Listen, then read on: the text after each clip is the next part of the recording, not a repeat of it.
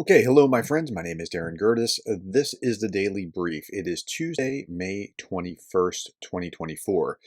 The Defense Forces of Ukraine have liquidated 1,380 invaders in the last 24 hours. Here's the official chart: 15 tanks, 34 armored combat vehicles, 42 artillery pieces, 72 vehicles, and fuel tanks.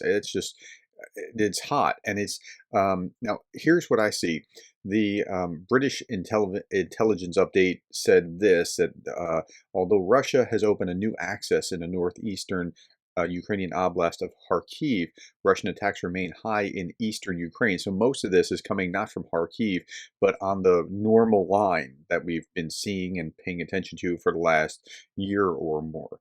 Okay, now we're if you just do the math, you're less than 5,000 away from 500,000 Russian casualties. Now, I know it's not exactly exact science, like it's exactly 500,000, but it's pretty close, and other estimates have given it some credibility. Andrew Perpetua's analysis looks something like this. This is one of the few times that I've seen more Ukrainian losses than Russian losses over day. Doesn't happen a lot. He said, it's adorable that people think we only count vehicle losses. Vehicle losses are like 1% of what we count. And then he went on in another tweet and said, there's a certain point when you're watching like 260 drone attacks per day that you develop a weird sense of humor. I'm amazed by what he's been able to do. Like, he's been at this thing, calculating what's going on, watching all this video footage. It's just got to be hard on you. If you want to buy this guy a cup of coffee, buy that guy a cup of coffee. He does great work. Okay. Air Defense Forces destroy 28 out of 29 drones overnight, and when you look into it, that's all that they say. They didn't say anything about any rockets. I couldn't see anything about missiles being fired, but I might have missed something myself. Okay, this night, the residents of Odessa spent in complete darkness due to a power outage. Remember, I showed you yesterday that 90% of Ukraine's power supply has been uh, destroyed or reduced or cut off temporarily or what have you. Kyiv also reported that a number of districts on the left bank were cut off. So what you're seeing here is a video, but you're seeing video of just darkness because the power's out. To that end, U.S. transfers special equipment to Kharkiv to restore power grids. But I mean, and many countries are doing this. It's not just the U.S.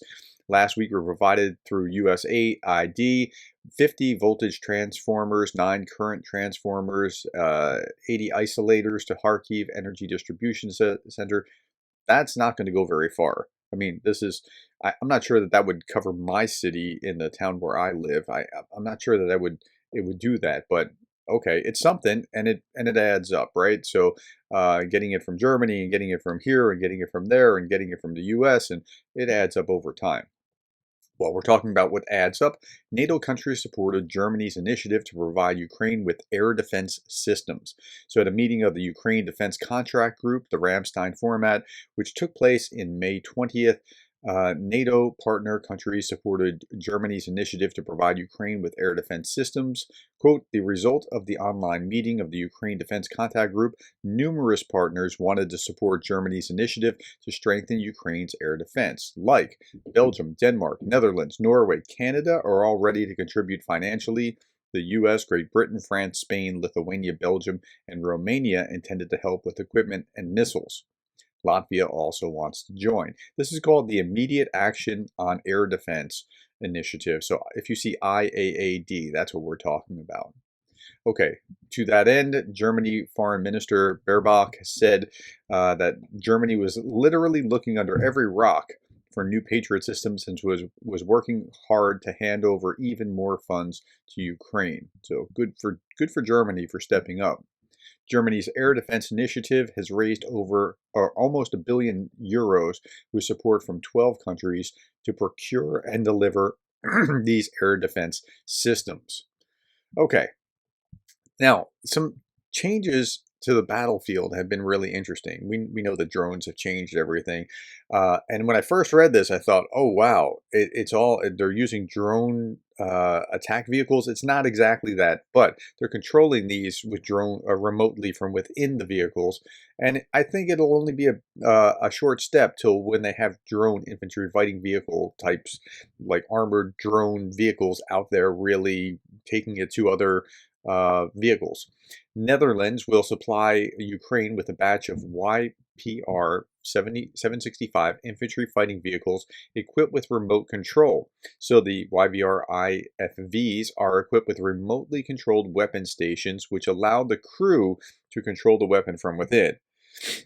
So I misread it at first, but I can't imagine it's going to be that long before are armored drone vehicles that are on the battlefield, remotely controlled, fighting other vehicles. And then it'll be drones fighting drones, and they'll become all Star Warsy or Terminator prequel or something along those lines. It'll be a matter of time. Meanwhile, Code 9.2, the secretive Ukrainian drone unit tasked with dropping mines into Russia. Well, it's not that secretive if CNN is advertising it here. The Code 9.2 drone unit from the 92nd Assault Brigade are moving into a new launch position from where they're about to conduct a rare and potent mission, flying drones into Russia and dropping mines onto key roads inside enemy territory. I'm sure this kind of thing happens quite a bit on both sides where they're really working at this. Drones have been flying in and laying mines in front of tanks, or driving a remote controlled drone on the ground and driving that right in front of a tank so that it drops a mine and blows it up. It's pretty amazing what has been happening. Okay. 10 Ukrainian military personnel are trained in the Netherlands to maintain F-16 fighters. Okay. So 10 Ukrainian military personnel in the Netherlands completed a training program to maintain these F-16 fighters. So the pilot training is going on, the maintenance is going on. The pilots and planes should be here by late summer. The bar keeps moving. We first heard June, but I don't think June's a reality. It may very well be into the fall by the time they get here, but the pieces are moving into place bit by bit. U.S. Secretary of Defense Lloyd Austin reiterated the White House position. They're doubling down to say, again, U.S. provided weapons will not be used to strike military targets in Russia. I think I have an answer to why that is. I've been working at this. I'll do it in a separate video and just look for that forthcoming about why Biden is so hesitant or afraid to push past certain red lines. Eagles shifting flight paths to avoid Ukraine conflict, scientists found. I just thought this was interesting. There's nothing really deep here, but eagles that have migratory routes through Ukraine have shifted their flight paths to avoid areas affected by the conflict, and they're going like 150 miles out of the way or something like that in order to like go around these kind of things. It's really interesting. It's kind of taking longer, and it could affect some of their mating patterns or whatever, but there's nothing really here about Ukraine. I just found it interesting. This is free. Okay. Last few things. So it's reported that an oil depot is on fire in Belgorod region. Of course, I don't know much more about it, but you can assume that it's the Ukrainians pretty safely. Now, I saw something, I don't know how long it was, months, maybe a year ago, where they were saying, oh no, this is just a pyrotechnics warehouse that caught on fire accidentally. It's somewhere else. I've saw this, and Russia was claiming that. And so I saw this in the news, and this was in India. Has nothing to do with the war, but this would be what a pyrotechnics warehouse on fire looks like, and this is what it doesn't look like, and this is what it looks like, and this is what it doesn't look like. So there's no confusion. You can see the contrast between the two. Okay, I just thought that was interesting. Kherson, a regional art museum, is looted by Russians because, well, that's what Russians do. I would go check the bathroom to see if the toilet's there. And then finally, last thing is 8 Ukrainian students from Vinnytsia region are building kamikaze drones and bombers on their own. They started making drones for their computer science teacher who is defending Ukraine. The cost of one drone ranges from 11 to 16,000 hryvnias, about $270 to $400. The students got their first money by singing Christmas carols. Later, people who were fascinated with the goal started to help them. I just thought that was pretty amazing. That's what they're doing for their computer science teacher. All right. Thank you for your time. Thank you for the likes, the shares, the subscribes, and thank you for being the kind of person that cares about Ukraine.